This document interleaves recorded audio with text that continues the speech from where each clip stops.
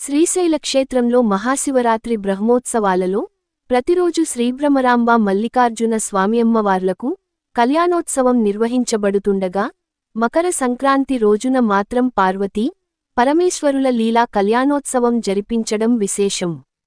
మంగళవారం సంక్రాంతి పర్వదినాన్ని పురస్కరించుకుని ఆలయంలోని స్వామియమ్మవార్ల నిత్యకళ్యాణ మండపంలో ఎంతో వైభవంగా బ్రహ్మోత్సవ కళ్యాణం జరిపించారు. ముందుగా అర్చక స్వాములు లోకకళ్యాణాన్ని కాంక్షిస్తూ బ్రహ్మోత్సవ సంకల్పాన్ని పఠించారు. ఆదిదంపతులై జగత్తుకంతా తల్లిదండ్రులైన స్వామియమ్మవార్ల లీలా కళ్యాణం వలన విశ్వశాంతి, లోకశ్రేయస్సుతో పాటు జనులందరికీ సకల శుభాలు కలగాలని సంకల్పంలో పేర్కొన్నారు.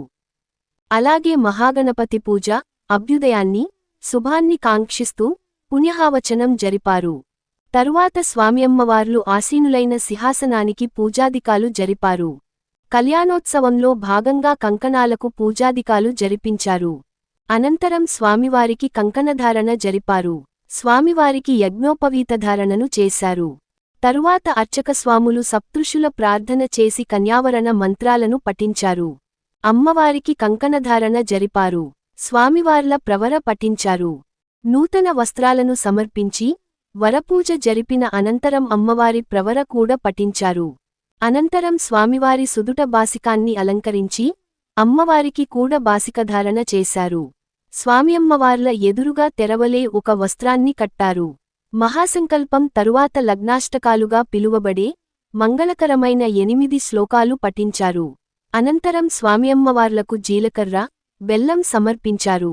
మాంగళ్యపూజ జరిపించి అమ్మవారికి మాంగళ్యధారణ చేశారు. తరువాత తలంబ్రాల కార్యక్రమం నిర్వహించారు.